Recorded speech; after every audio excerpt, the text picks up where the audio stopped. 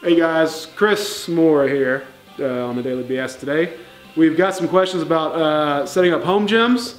So I'm actually going to walk you through sort of the steps I went through and some of my reasoning when I set up my new home gym. Epic pan. Life is busy. Sometimes you got to make arrangements to be able to train when you can train.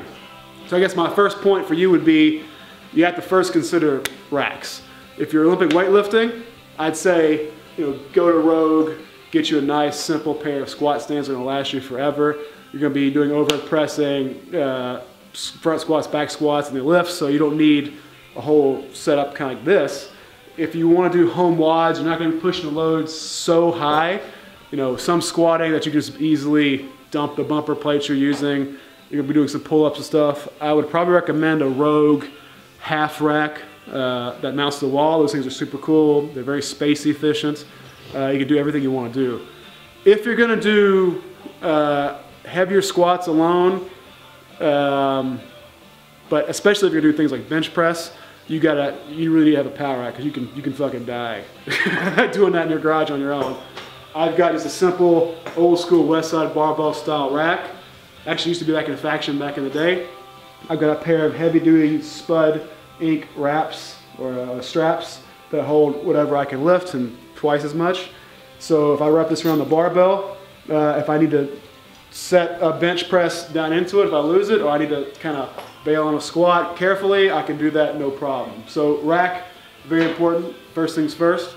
I guess my second thought always turns to barbells. If you're going to do just basic strength work, this barbell right here is probably one of the better ones. This is a Texas power bar. Served me well over the last 10 years or so. Will hold a lot of weight. The difference between this bar and like a Rogue, a Rogue bar or a Bergner bar, those kind of bars, this is not really that great for weightlifting because this thing is pretty stiff. You can get no whip during your second pull. You get no dip and reflex on a jerk drive. So this is really ideal for presses and squats and deadlifts. If you want to do the lifts, powerlifting and weightlifting, I would get a general Rogue bar.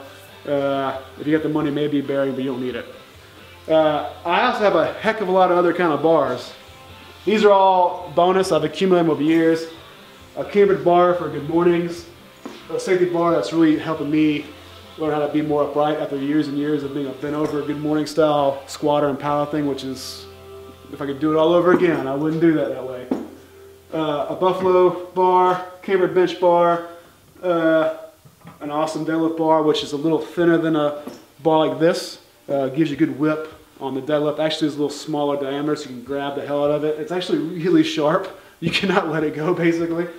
And this is a pretty decent bar, a multi-purpose bar to have in your garage gym.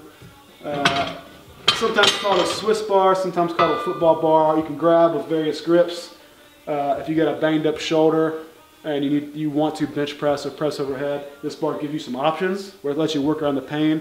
If you've done ring rows and it feels a lot better, this is the same thing for pressing. One of the things, you're going to need some plates. I've got a bunch of just standard metal plates for the main lifts. I've also got my mean greens. CTP, zoom in on those homies.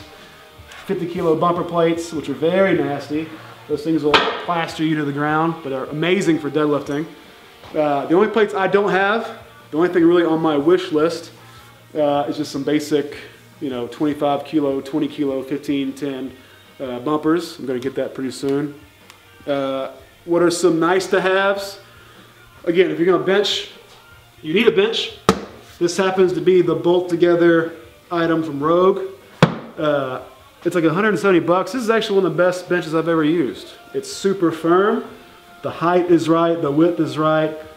As with anything, we ain't sponsored by Rogue yet. Maybe one day in the future.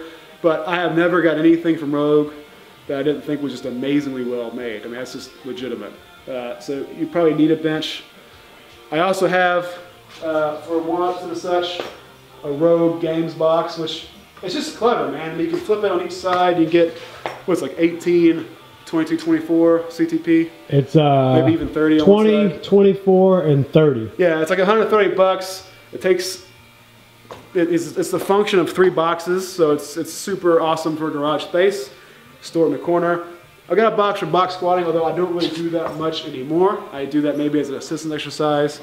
When I powerlifted, I did all kinds of box squatting only to obsessive degree. I don't necessarily think that's the way to go anymore.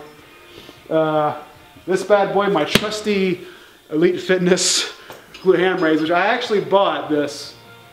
You know, in hindsight, I'm glad, because I didn't have to buy it now from my garage gym. But I paid like 800 bucks for this thing when I was in grad school, which is ridiculous. But this thing has lasted for, you know, well over 10 years now. Again, as everybody who does CrossFit knows, you're not gonna find anything better for training your abs, and you're not gonna find anything better for training the hamstrings and glutes and back, doing back raises and glute ham raises. So, some odds and ends, a little stretching mat, some random bands, some wraps. And bands are also super duper useful for a home gym because you can just do anything with them. You can tie them to the rack and do, you know, curls, extensions, raises, stretches. My favorite thing to do with it, I choke the band around the bottom. I pull it around my feet. I sit way back. I do banded leg curls. It's kind of a good hammer. You squeeze your ass and you pull your heels down into as fast as possible. Squeeze. Let it back real wide and squeeze. It's one of my favorite deadlift assistance exercises. Every time I do it, I get a little faster in the pull. This works quite nicely. I've got a few boards and stuff left over, remnants from the powerlifting days for doing partial range of motion presses. I do a little bit of that now just to try to bring the lockout strength back in my press, which has suffered quite a bit lately because I haven't really worked it. So it's nice to have. That kind of stuff is almost free to make. No big deal. I do have some sweet cherry bomb kettlebells. Ugh.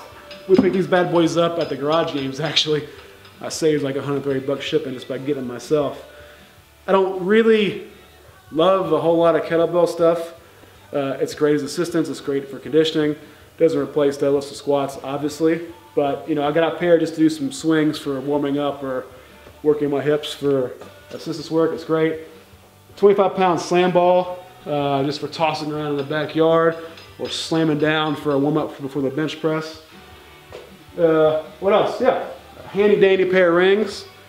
You know, like what, 30 bucks or something on most CrossFit supply websites. Can't go wrong. A few assorted mats for pulling from different heights. Also for padding your concrete floor in your garage. We have rubber everywhere.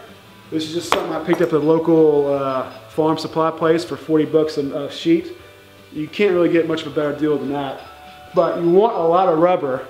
Get you some spare pieces, cut them up into squares, so when you do like a heavy deadlift, you can stand up on them and then put them underneath the plates, because if you drop a heavy bar and you crack your foundation, you know, hopefully you got insurance to cover that. I don't want to crack mine.